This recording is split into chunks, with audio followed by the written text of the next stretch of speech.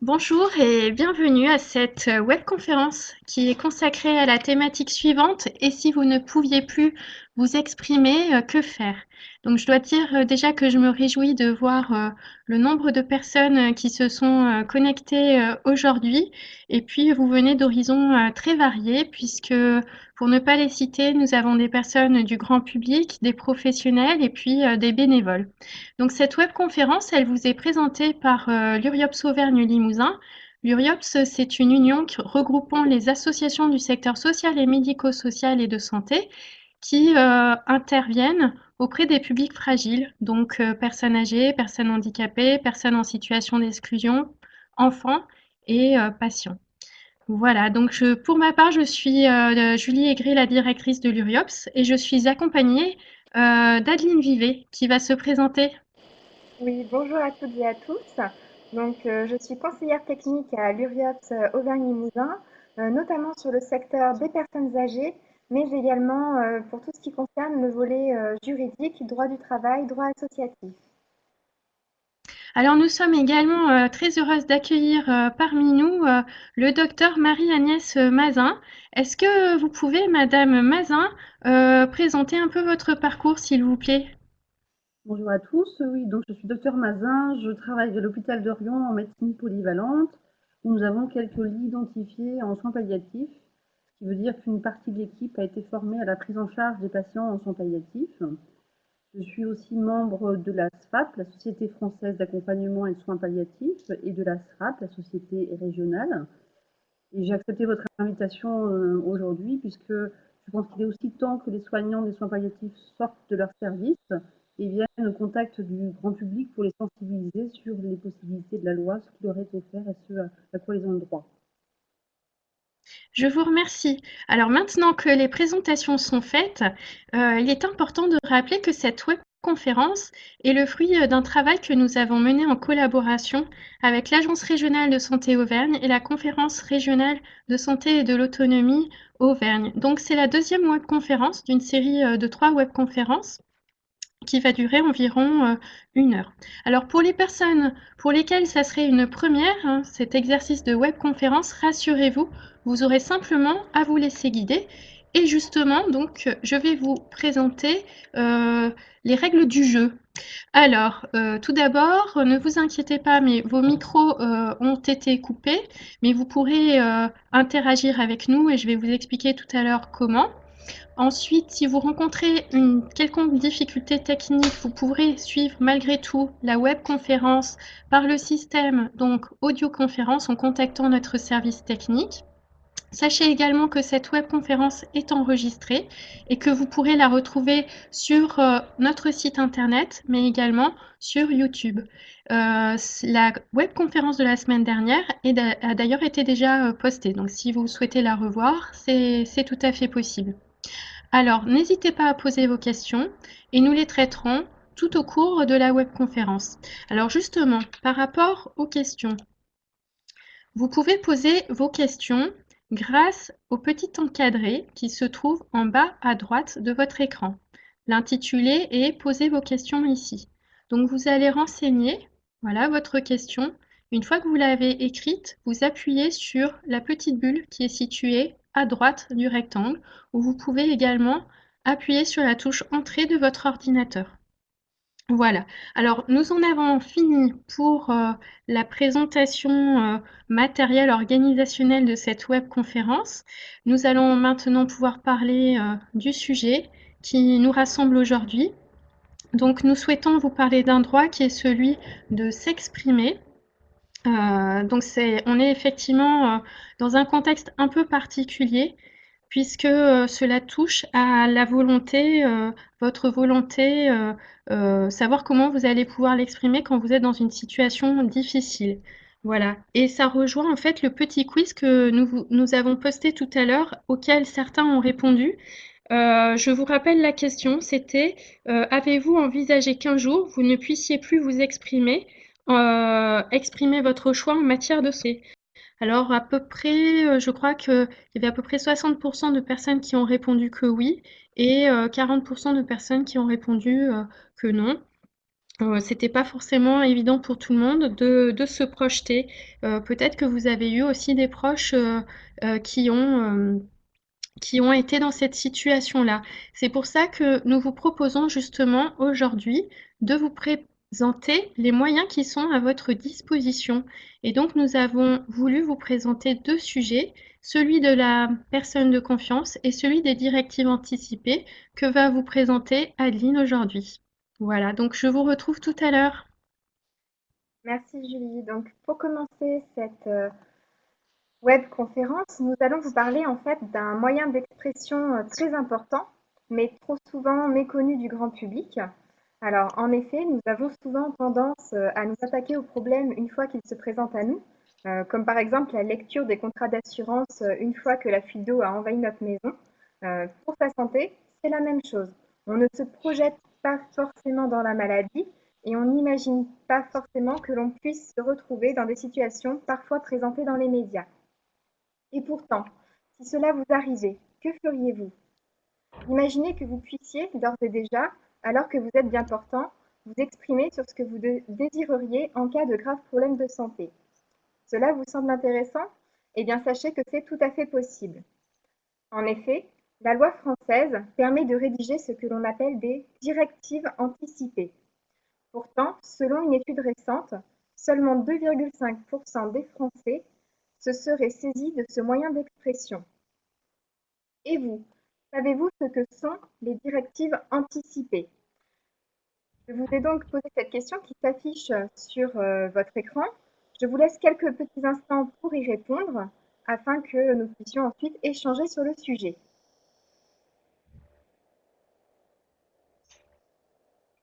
Encore quelques instants pour les retardataires.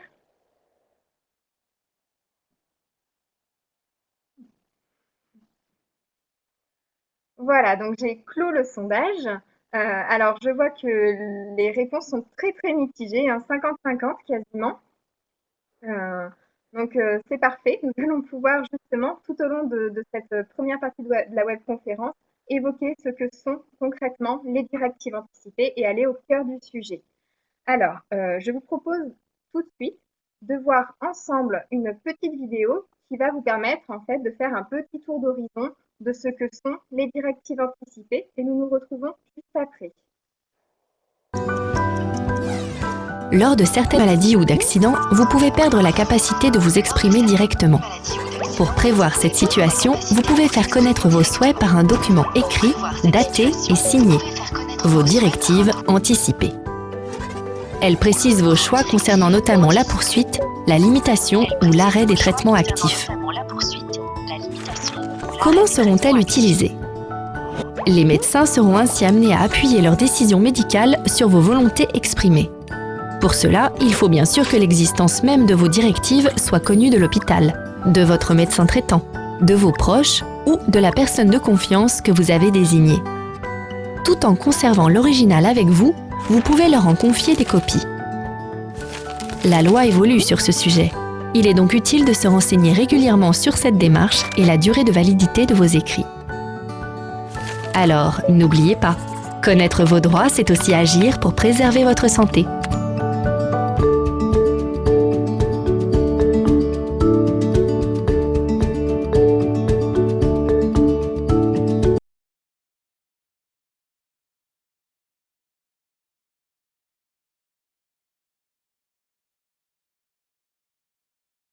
Donc, vous venez de voir une vidéo très succincte qui vous a permis un petit peu de balayer ce que sont les directives anticipées. Là, nous allons faire un focus un petit peu plus juridique et creuser réellement la notion.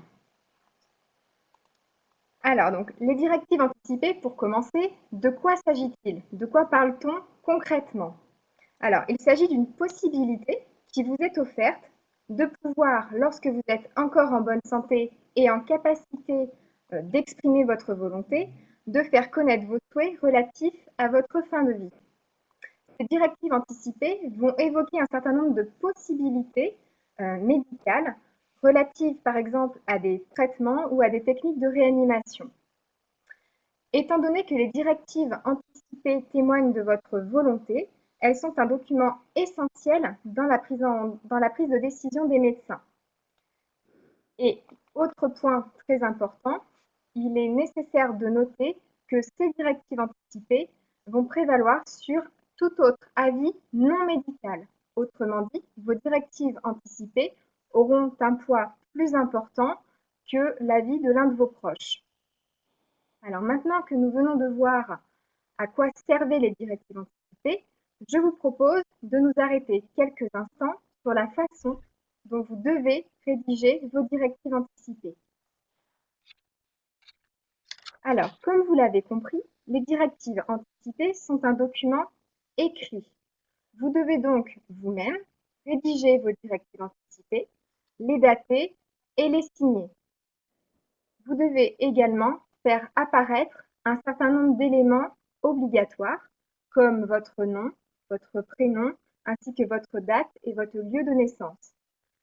Il s'agit là en fait des conditions de forme nécessaires pour que le document soit considéré comme valable et que les médecins puissent s'en saisir.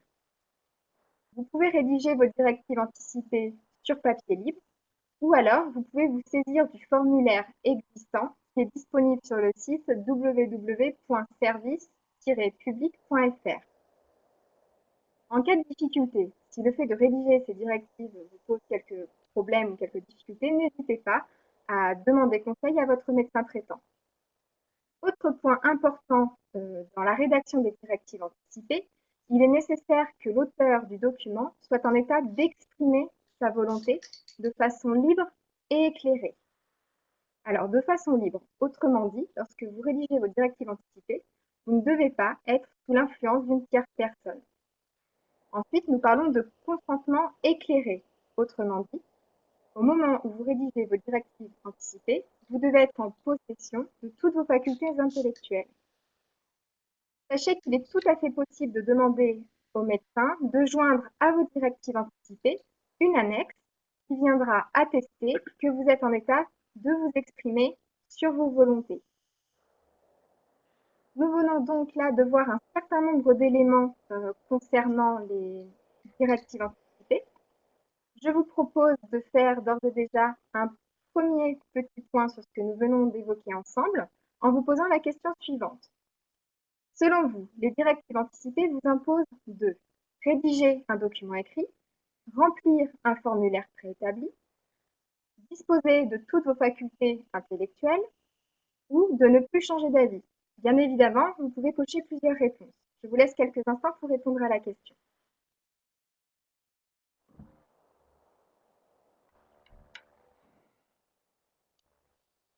Encore quelques secondes avant que nous passions au résultat.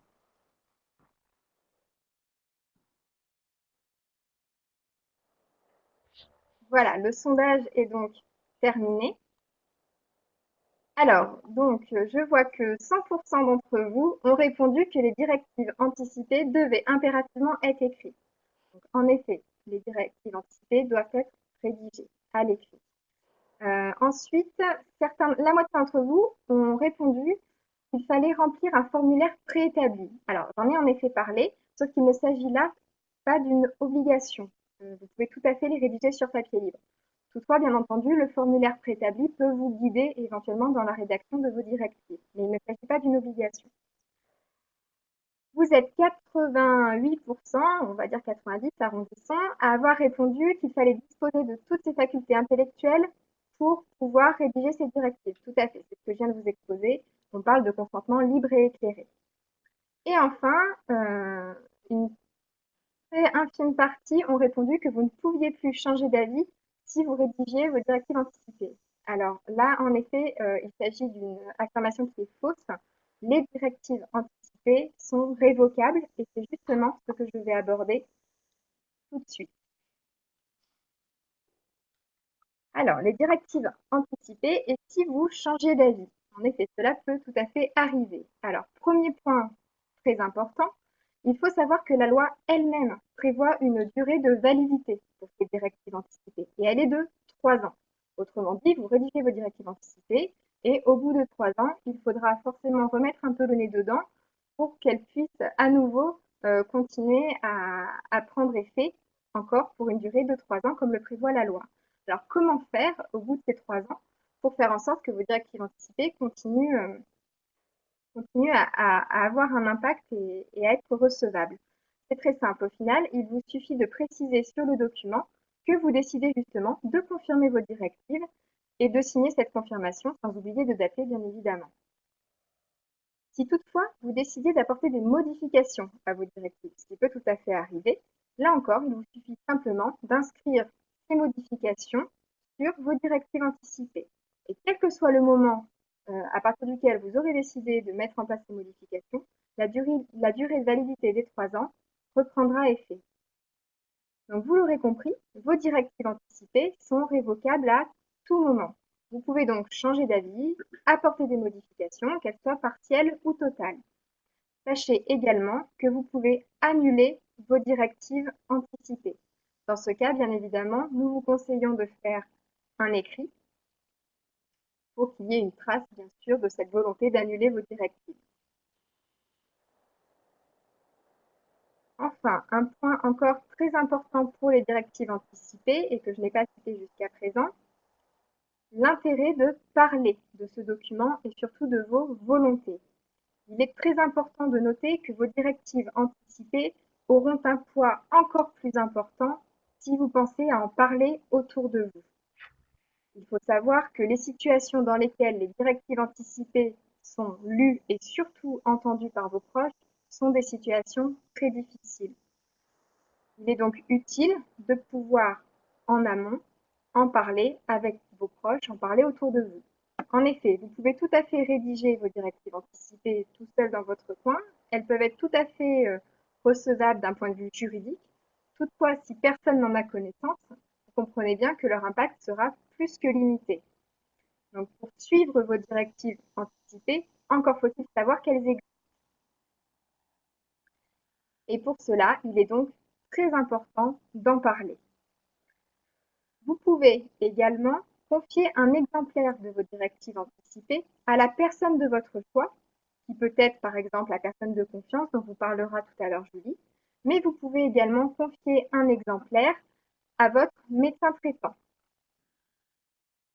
Voilà sur ce que je pouvais dire concernant les apports théoriques sur les directives anticipées. Alors, quelques questions apparaissent. Julie, peut-être veux-tu prendre la main? Alors oui, il y a des questions effectivement qui sont apparues, donc je vais te poser à Marie-Agnès Mazin. On va profiter de sa présence parmi nous. Donc il y a une question qui revient sur la notion de fin de vie. Alors qu'est-ce qu'on entend par cette expression, Madame Mazin? Tout à fait, ça reste très complexe à définir, bien sûr, parce qu'on n'est pas devin, même si on a des diplômes.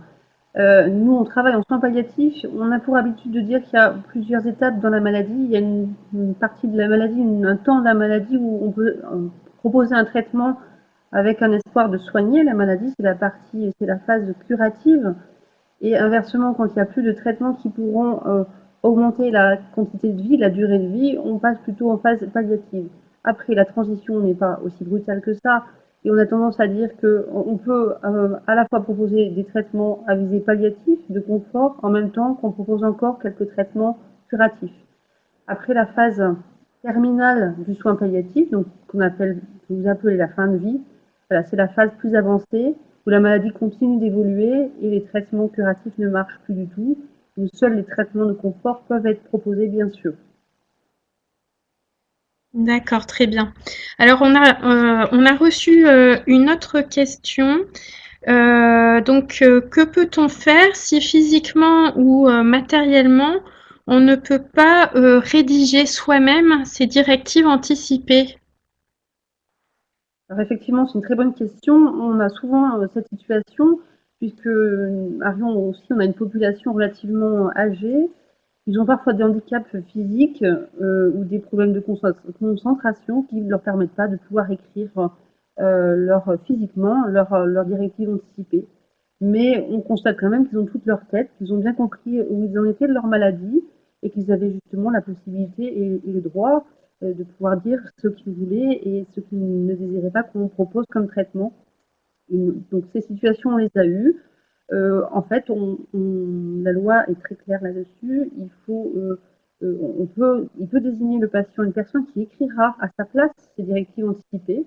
Par contre, il faut deux témoins, donc une personne qui va écrire à la place et l'autre qui sera témoin aussi. Ils doivent signer et s'identifier sur un document. Et parallèlement, le médecin qui suit le patient doit authentifier que le patient a malgré tout toutes ses capacités intellectuelles et qu'il peut déléguer à une personne témoin ses directives anticipées. D'accord. Bon, je vous remercie pour ces quelques réponses. Je vais donc redonner la parole à Adeline. Oui, donc nous venons donc de faire un petit tour d'horizon sur les directives anticipées. Malgré l'importance de cet outil, comme on vient de l'entendre, les professionnels constatent que les directives anticipées sont quand même trop peu utilisées. Et je vais donc justement laisser la parole au docteur Mazin afin qu'elle puisse nous parler du quotidien des professionnels, de la réalité de terrain et savoir si concrètement vous recueillez beaucoup de directives anticipées. La réponse est non. Effectivement, on constate tous, y compris les professionnels du soin palliatif, que ça reste très difficile de recueillir des directives anticipées. Pourquoi? Parce que les réalités des patients sont difficiles à vivre. Ils sont en pleine crise. On leur annonce souvent un diagnostic difficile, parfois une évolution de la maladie qui n'est pas facile à entendre. Et aller les voir avec un listing, je caricature volontairement, de tout ce qui peut leur arriver par la suite, comme une sorte de case à cocher. Est-ce qu'on accepte, est-ce qu'on n'accepte pas? On a constaté réellement que c'est pourvoyeur de beaucoup d'angoisse. Donc, il faut, nous, qu'on arrive à s'adapter au rythme de chacun, à la sensibilité de chacun, à l'histoire de chacun. Et ça devient très complexe, et c'est possible, mais ça demande du temps. Par contre, moi, je pense que la nécessité, c'est que la population soit formée et réfléchisse en amont de la maladie aux directives anticipées et pourra, elle aussi, initier le dialogue avec le médecin en temps voulu à son rythme. Vraiment. D'accord, donc dans ce cas-là, pensez-vous que du coup nous devions tous rédiger notre directive anticipée en sortant cette web conférence? C'est une très bonne question aussi, bien sûr. Je pense que c'est compliqué. C'est compliqué pour les patients déjà qui sont en crise avec leur maladie. Nous, en bonne santé, je ne suis pas sûre qu'on rédigerait exactement les mêmes directives le jour où on apprendra qu'on est atteint d'une maladie grave. Euh, Nous, on accompagne beaucoup de patients en soins palliatifs et on se rend compte que les discours, des paroles ont été tenues durant toute leur vie et qu'au moment où on annonce une maladie grave, il y a tout le temps une espèce de sursaut de survie qui fait que l'espoir il revient quand même. On s'accroche à une temporalité différente, mais on n'a pas toujours eu toujours la même position qu'on avait eue durant toute notre vie. Donc c'est compliqué de rédiger quelque chose qui n'est pas dans la même temporalité que le jour où on apprendra une maladie grave éventuellement. Je crois que c'est compliqué de le faire quand on est en bonne santé. Je pense que l'idéal serait que les patients soient informés de cette possibilité, un peu plus qu'actuellement, que les soignants soient plus formés à recueillir ces directives anticipées, à les entendre, à les expliquer, à les accueillir, et ensemble renouer un dialogue patient et soigné. Merci beaucoup. Alors, une dernière question qui me vient. Quand on a des directives anticipées, au final, comment sont prises les décisions au niveau des instances médicales? Alors la loi Leonetti a été très claire et a redéfini ce qu'était la collégialité. On est passé d'un état un peu patriarcal où les médecins prenaient peut-être un peu trop de décisions dans leur coin, là aussi je caricature, mais la loi Leonetti a bien reprécisé ce qui est marqué dans le code de déontologie, qu'on a nécessité et obligation d'aller rechercher des informations maximum pour prendre la moins mauvaise décision concernant le patient. Dans la collégialité, on doit éventuellement recueillir des directives anticipées si elles existent, d'où leur intérêt, une personne de confiance, On doit recueillir l'avis de l'équipe soignante pluridisciplinaire qui suit le patient, donc pas simplement le médecin, le soutien, évidemment le médecin qui est en charge du patient et éventuellement d'autres médecins experts dans la pathologie concernée. Et au bout du compte, le médecin qui est en charge le patient prendra sa décision qui sera éclairée par tous les avis qu'il aura recueillis, et non pas sa simple décision dans son coin. Merci beaucoup en tout cas pour ce témoignage et pour ces éléments complémentaires aux propos juridiques que j'avais tenus. Oui, alors je vais reprendre la parole. Nous allons aborder ensemble donc la personne de confiance. Alors dans la vie tous les jours, j'imagine qu'il y a des personnes qui vous entourent, peut-être des membres de votre famille, des proches, des collègues. Et dans cet entourage, il y en a-t-il qui sont plus ou moins proches de vous? Est-ce que vous allez vous confier de la même façon à un tel ou un tel? Est-ce que vous allez partager les mêmes choses? Peut-être qu'avec certaines, vous ne souhaiterez rien partager du tout. Alors j'ai quelques images à vous montrer. Est-ce que vous feriez confiance à cet adorable chaton? Est-ce que vous feriez confiance à cette sublime créature? Et enfin, est-ce que vous faites toujours confiance à vos enfants ou petits-enfants? Alors nous voyons bien qu'il n'est pas toujours aisé d'accorder sa confiance. J'aurais pu vous donner encore tout un tas d'autres exemples. Pour diverses raisons, un animal va garder ses réflexes primaires. La beauté physique ne va pas toujours rimer avec fiabilité. Et un enfant est toujours attiré par l'interdit pour tester ses limites, les repousser. Et je pourrais encore en parler bien plus. Or, le jour où vous allez rentrer à l'hôpital ou dans un établissement social ou médico-social, on va vous poser une question en apparence très anodine, qui est votre personne de confiance. Et là, vous vous direz peut-être que c'est une simple formalité administrative, ou alors vous vous direz que ça peut être une question lourde de conséquences et il faudra bien que vous fassiez un choix. Alors, il faudra bien choisir qui sera cette personne de confiance à qui vous allez accorder votre confiance, mais cela suppose, avant toute chose, de savoir quel sera son rôle. Alors justement, je vais vous proposer un quiz. Voilà.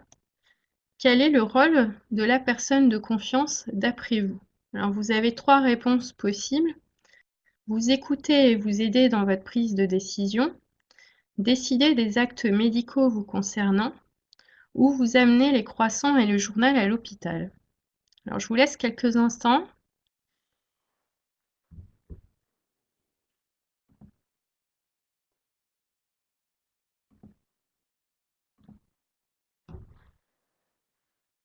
Voilà. Ah, encore... Oui, ça se précise. Oui, bon. Alors, j'ai l'impression que c'est bon pour tout le monde. Alors, effectivement, la personne de confiance est là pour vous écouter et vous aider dans votre prise de décision, hein. Il y a 95% de personnes qui ont choisi cette réponse. Il y a 57% par contre de personnes qui ont coché la deuxième, c'est-à-dire décider des actes médicaux vous concernant. Donc nous verrons tout de suite après qu'elle n'est pas là pour prendre des décisions à votre place. Ça, c'est quelque chose de très important. Et ensuite, vous amenez les croissants et les journaux. Je dirais que c'est accessoire. Voilà, c'est plutôt sympathique, effectivement, de pouvoir avoir quelques petits cadeaux pour pallier, je dirais, à l'ambiance de l'hôpital qui n'est pas toujours très agréable à vivre, malgré la bonne volonté des soignants. Voilà. Donc, on va clôturer ce petit sondage. Voilà. Et je vous propose donc qu'on continue avec une vidéo qui va venir justement vous présenter le rôle de la personne de confiance. Et on se retrouve tout de suite après. Vous ressentez le besoin d'être accompagné dans vos démarches de soins? Vous craignez de ne plus être en capacité d'exprimer vos souhaits? Choisissez dans votre entourage une personne de confiance pour vous assister, vous représenter et faire part de vos volontés. Elle vous accompagnera dans vos différentes démarches. Les professionnels de santé pourront la consulter si vous ne pouvez répondre vous-même sur les décisions concernant votre santé. Hospitalisation, opération, examen, nouveau traitement ou prolongation de soins. Comment faire? Tout majeur responsable peut à tout moment désigner une personne de confiance, à condition qu'elle accepte cette mission, bien entendu. Parents, amis, médecins traitants, il vous suffit d'un écrit pour la désigner, durablement ou lors de votre entrée à l'hôpital pour la seule durée du séjour. Pour qu'elle vous représente efficacement, discutez avec elle précisément de vos souhaits selon les différentes situations. Et faites savoir à votre entourage qui vous avez désigné pour qu'il soit facile de la contacter dès que cela est nécessaire. Si vous hésitez, sachez que vous gardez la possibilité de changer d'avis, désigner quelqu'un d'autre ou faire évoluer vos souhaits. La loi elle-même pouvant évoluer sur certains points, il est utile de se tenir régulièrement informé. D'ici là, n'oubliez pas, connaître vos droits, c'est aussi agir pour préserver votre santé.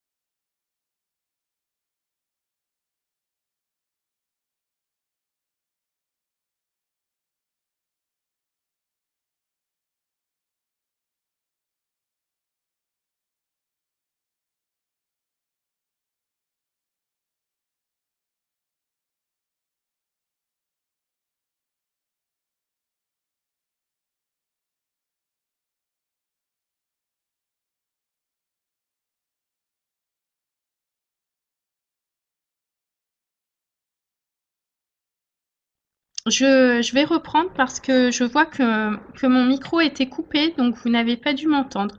Donc je reprends. Donc, je disais que dans cette vidéo, vous avez pu voir que la personne de confiance peut vous accompagner dans vos démarches de soins, en vous assistant dans les entretiens médicaux, en vous représentant et en vous aidant dans votre prise de décision. Alors, je vous propose maintenant d'aller plus loin en faisant un point sur l'environnement juridique qui vient définir et encadrer sa mission. Alors, en l'état actuel du droit, c'est la loi du 4 mars 2002 relative aux droits des malades qui vient définir son rôle. Mais petit aparté oblige, en ce moment est discuté le projet de loi santé qui va revenir peut-être préciser le cadre. Voilà. En tout cas, ceci étant, la loi actuelle prévoit que nous pouvons tous, alors ça veut dire que c'est facultatif, nous pouvons tous désigner une personne de confiance à la double condition qu'elle donne son accord pour devenir votre personne de confiance et aussi que vous soyez majeur. Voilà. Alors ensuite, qui est-ce que vous pouvez désigner? Vous pouvez désigner qui vous voulez. Vous pouvez désigner votre conjoint, vous pouvez désigner un ami, un concubin, etc. Mais vous pouvez aussi désigner votre médecin traitant ou éventuellement la personne à prévenir en cas d'urgence. Dans le cas où votre état de santé ne vous permettrait pas de donner votre avis ou de faire part de vos décisions, votre médecin consultera votre personne de confiance. Cela lui permettra de le guider dans sa prise de décision, même si au final, c'est bien lui qui prendra sa décision. Vous pouvez en outre, c'est ce que Adeline a dit tout à l'heure, lui confier vos directives anticipées. Alors, Nous allons poursuivre avec comment et quand désigner votre personne de confiance. Alors, on est sur, je dirais, les mêmes règles que pour les directives anticipées.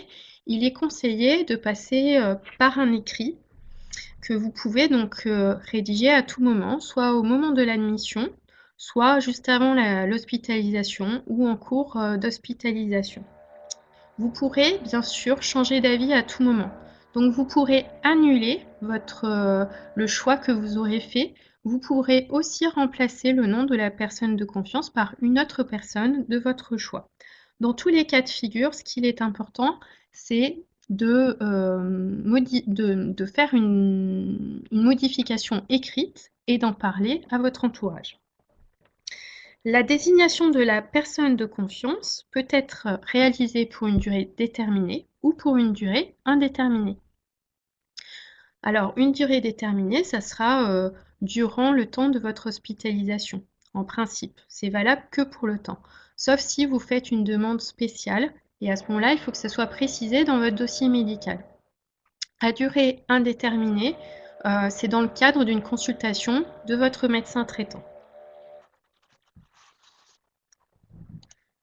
Alors maintenant, nous allons parler des limites d'intervention de la personne de confiance.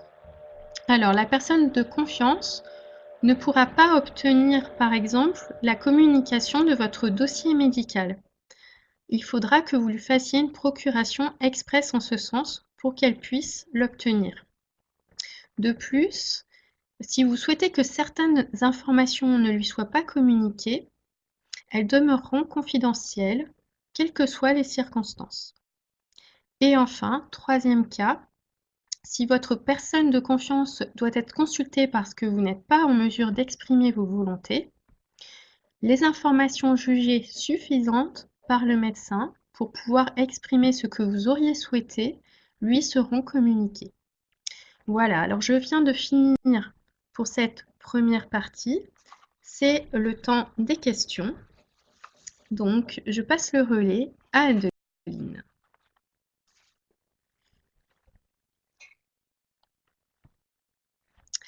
Ah.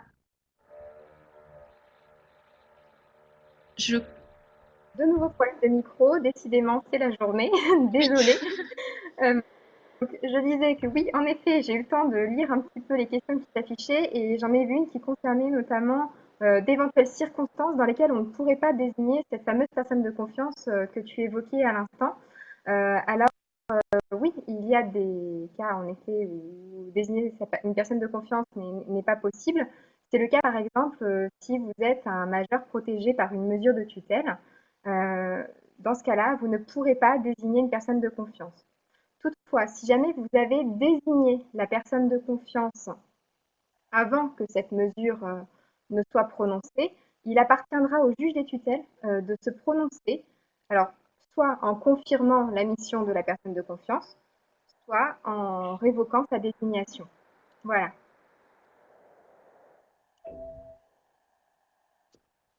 Alors, je te remercie, Adeline, pour ces éclaircissements. Je vous propose maintenant de poursuivre l'approfondissement de ce sujet avec le docteur Marie-Agnès Mazin.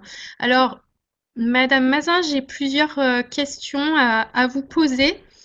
Quel peut être l'apport ou l'intérêt pour une équipe médicale que la personne de confiance soit désignée? Un apport énorme, même si c'est rare qu'on arrive à recueillir le nom d'une personne de confiance. C'est un apport énorme dans le sens où c'est un interlocuteur privilégié pour nous et qui était désigné par le patient. Donc on peut s'adresser à lui en toute confiance et en tout lien éthique, j'irais même jusqu'à dire. Cette personne de confiance, elle va nous apporter ce qu'on appelle peut-être un témoignage, même si c'est un mot plein de sens affectif. C'est un témoignage de ce qu'aurait pu dire le patient s'il avait été en état de pouvoir s'exprimer. Un témoignage, ça veut dire qu'il faut que la personne de confiance ne nous dise pas ce qu'elle pense, elle, de la situation, mais ce qu'elle pense que le patient aurait pu dire dans de telles circonstances. En fait, ça nous aide parce qu'en fait, on pourra prendre, grâce à la collégialité dont on a parlé tout à l'heure, peut-être la moins mauvaise décision concernant le patient, parce qu'on aura on aura un petit peu ses paroles, sa parole à lui. D'accord. Et doit-on désigner la personne de confiance de façon anticipée? C'est une question assez lourde aussi. Chacun doit voir en conscience. Bien sûr qu'il faut que ça soit anticipé. Après, j'irais même presque jusqu'à dire de façon très personnelle qu'il faudrait peut-être on pourrait plus facilement anticiper la désignation de notre personne de confiance que les directives anticipées, ce qui est assez perturbant.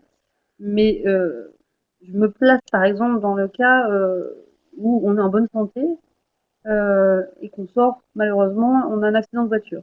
On n'a pas pu anticiper cet accident de voiture.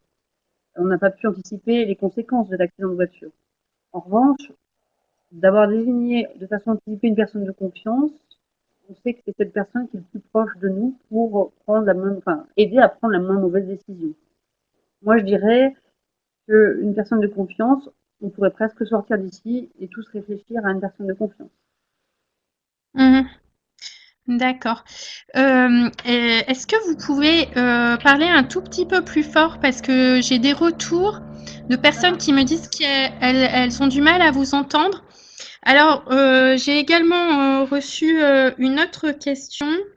C'est du coup qui doit parler du dispositif de la personne de confiance au patient? Alors jusqu'à présent, c'était dévolu à tous les soignants. Il n'y a pas eu de désignation officielle. C'est vrai qu'on a des problèmes pour recueillir, notamment à l'hôpital, la personne de confiance parce que c'est noyé dans toutes les informations qu'on demande au patient quand il arrive à l'hôpital. La personne a contacté en cas de problème, la personne a contacté pour amener la brosse à dents qui manque, au milieu on met la personne de confiance. Euh, c'est dit avec humour, mais c'est une réalité parce que les patients ne comprennent pas le sens profond de la personne de confiance et les conséquences. Pour ma part, je milite sur l'hôpital de Riom pour que ce rôle revienne petit à petit aux médecins et infirmières éventuellement, puisque la décision, de toute manière, le médecin la prendra. Donc, il comprend exactement le sens de cette personne de confiance, la portée de la personne de confiance, et donc sera peut-être plus à même de pouvoir l'expliquer aux patients. Mmh. D'accord. Alors, ce que je propose, c'est peut-être que nous allions piocher d'autres questions. Est-ce que vous avez des questions, vous? N'hésitez pas à nous en poser. Je regarde. Alors, je cherche une question. Oh, tu te régales.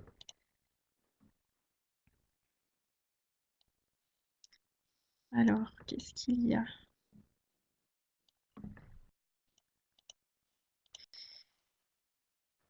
Alors, tout à l'heure, on avait une question sur les directives anticipées. Donc, on nous demandait en fait qu'est-ce que recouvrent les directives anticipées, qu'est-ce que l'on peut mettre, est-ce que vous auriez des exemples concrets des éléments qu'on peut retrouver dans une directive anticipée? Alors actuellement, les directives anticipées qui arrivent, qui sont préécrites avant l'hospitalisation et qu'on recueille, enfin, dont on est témoin durant l'hospitalisation, souvent ce sont des choses importantes, mais qui sont assez générales. Les patients nous disent de ne pas vouloir d'acharnement, de ne pas vouloir souffrir. Alors pour l'instant, c'est bien de le noter. J'espère que c'est une évidence pour tout le monde soignant de ne pas laisser souffrir les patients, bien sûr. Ça fait partie de notre code de déontologie. Mais ça ne nous aide pas beaucoup dans des situations très très précises. C'est vrai que c'est quelque chose de difficile à anticiper parce que dans certaines maladies, notamment je pense à la maladie cancéreuse, euh, l'évolution de la maladie est très variable d'un patient à un autre. Alors aller lui dire je veux une réanimation en cas de troubles respiratoires, je veux une chirurgie en cas de troubles digestifs, comme je le disais au début de la conférence, c'est assez pourvoyeur d'angoisse. En revanche, il y a des situations où on arrive plus facilement à cerner l'évolution possible, notamment dans les scléroses latérales amyotrophiques. Malheureusement, les patients ont des symptômes qui sont assez prévisibles Et personnellement, il m'est arrivé à plusieurs reprises de recueillir auprès des patients des directives anticipées dans ces situations, puisqu'on savait qu'ils allaient avoir des troubles respiratoires, hein, ou des troubles nutritionnels. Et ça se fait avec beaucoup de consultations. On va voir le patient très souvent, on s'adapte à son rythme et il écrit, il nous donne le document. Et notamment, j'ai en tête plusieurs de nos patients qu'on a accompagnés, toute l'équipe à Rion, et qui, même dans leur directive anticipée, avaient demandé en toute fin de vie de pouvoir bénéficier d'une sédation si les symptômes devenaient intolérables, et qui nous ont fait comprendre, hein, donc en toute fin de vie, quoi. Donc voilà, c'est des choses qu'on peut écrire, c'est une relation, ça fait partie de l'alliance entre le patient et le médecin, entre le patient et les autres soignants. On appelle ça, nous, l'alliance thérapeutique. Et c'est un chemin à faire ensemble, mais je crois qu'il sera plus facile à faire si les patients ont connaissance aussi de ces possibilités et que les soignants sont aussi mieux formés et informés. D'accord.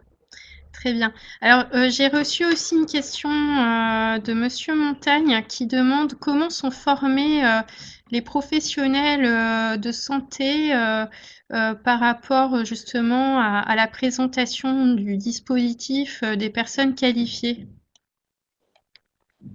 Alors, que ce soit pour la personne de confiance ou pour les directives anticipées, on a une formation initiale pour les médecins à la faculté pour l'ensemble des soins palliatifs qui est de quelques heures sur tout le cursus de 8 ans d'études. Donc, autant vous dire que c'est ridicule. Moi-même et des soignants et beaucoup de soignants en France nous avons été formés aux soins palliatifs avec voilà, on a eu ces questions-là qui ont été abordées, on a été formés à les présenter. Mais malheureusement, je reviens dessus, j'insiste, et ça a été redit par le rapport SICAR aussi et par l'Organisation nationale de fin de vie, l'Organisme national de fin de vie. La formation des soignants est très largement insuffisante et contribue au manque d'information des patients. On est largement responsable. Et je crois avoir entendu que dans la proposition de modification de loi, il y avait aussi un projet d'augmenter la formation initiale et continue de l'ensemble des professionnels de santé. Et je m'en réjouis. Oui, oui, oui. Non, mais oui, oui, c'est effectivement, oui. Il y a peut-être encore des axes d'amélioration, mais bon, ça c'est pour toutes les professions pareilles, la même chose, on va dire. Je crois Oui, personnellement que le public peut pousser à ça. Et plus le public, oui, plus les patients, les familles nous solliciteront, parce qu'ils connaîtront ces mesures-là, oui. plus ils nous pousseront à nous former. Et je crois que c'est voilà, les deux parties qui peuvent avancer ensemble. Oui, cela passera par la sensibilisation du public.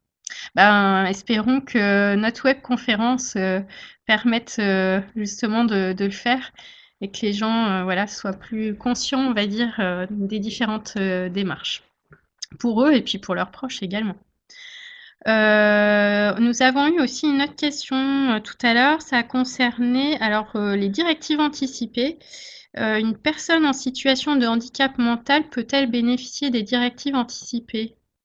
Je vais peut-être, Adeline ou Alors, oui, oui. Enfin, alors là, on revient à la notion de consentement libre et éclairé. En fait, c'est vraiment cette notion-là qui va être interrogée. Euh, donc, les choses, je pense, seront évaluables au regard du handicap, parce que bon, on met quand même beaucoup de choses derrière la notion de handicap. Donc voilà, il faudra vraiment regarder au cas par cas. Et là encore, dans un dialogue avec un médecin qui pourra attester en effet que la personne a bien les moyens de pouvoir justement rédiger ces directives. Tellement. alors moi Nous, j'ai je n'ai pas de population de handicap à l'hôpital de Rion, mais on a des personnes qui présentent par exemple des démences débutantes, qui ont des troubles de la mémoire, mais qui par ailleurs gardent un raisonnement au quotidien qui est préservé. Et pour ce genre de situation, pour ces patients-là, on fait le certificat médical qui atteste qu'ils sont capables de donner ce genre de décision et de rédiger leur directive anticipée ou de désigner une personne de confiance. mmh.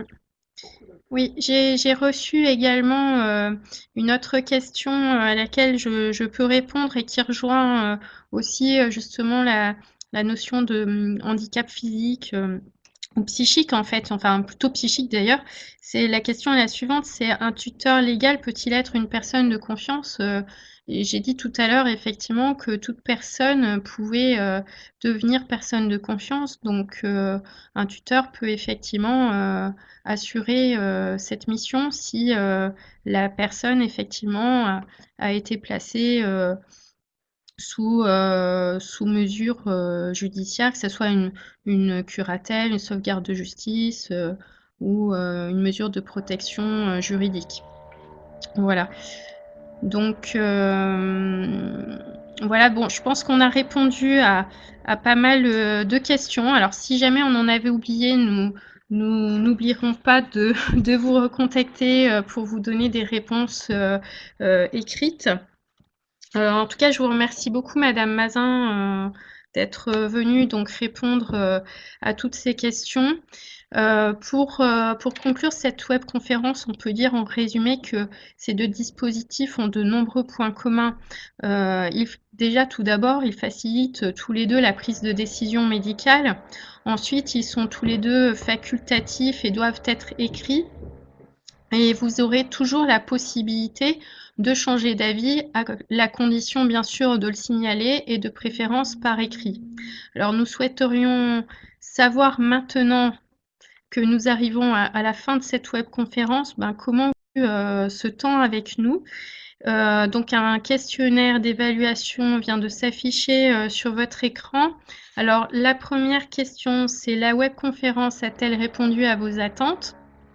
Et la deuxième, l'animation de cette webconférence vous a semblé, très bien, satisfaisante ou insatisfaisante? Donc je vous laisse quelque temps pour, nous répondre.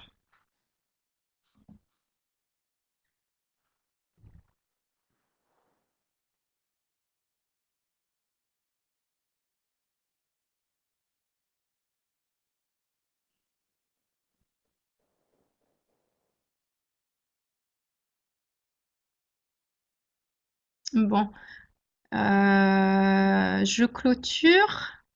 Donc je vois que donc, globalement, donc vous êtes plutôt satisfait, de cette webconférence. Bon, il y a certainement encore des choses, à améliorer et nous ne manquerons pas de le faire, par la suite. Donc je vous propose donc que Adeline vous présente maintenant la prochaine webconférence qui se déroulera donc, la semaine prochaine. Adeline, tu es là? Oui, oui, oui, Oui. je suis tout à fait là. Donc, nous voici donc à la fin de notre deuxième web conférence donc, de cette série. N'oubliez pas notre dernier rendez-vous qui sera donc mercredi prochain, le 30 septembre, où nous évoquerons ensemble votre histoire médicale. Alors, pensez également à vous inscrire, hein, si jamais ce n'était pas déjà fait, à l'adresse qui s'affiche sur votre écran. Nous espérons en tout cas que ce temps d'information vous a apporté les éclairages nécessaires sur donc, les directives anticipées et la personne de confiance. Bien entendu, nous remercions très chaleureusement le docteur Mazin d'avoir été présente, d'avoir répondu aux questions et d'avoir joué le jeu de cette webconférence, qui n'est pas toujours évident. Donc un grand merci à elle. N'hésitez pas également à nous contacter par mail si jamais vous aviez de nouvelles questions qui apparaissaient. Et sachez que vous pouvez également retrouver des informations complémentaires donc à nos propos sur différents sites internet, donc notamment celui de la RS Auvergne ou encore sur le site du ministère de la Santé. Et donc pour ceux qui nous auraient déjà posé leurs questions mais auxquelles nous n'aurions pas répondu faute de temps, nous vous ferons une réponse différée, là encore par mail. En tout cas, n'hésitez pas à aller revoir nos vidéos, donc celles que nous vous avons présentées, ainsi que la webconférence en elle-même, étant donné qu'elle est enregistrée. Donc, vous pourrez tout à fait aller la revoir sur les liens qui s'affichent là encore sur votre écran. Encore une fois, nous vous remercions toutes les trois chaleureusement pour votre présence et nous vous disons à très bientôt, donc dans le cadre de la semaine prochaine. À très bientôt. Merci.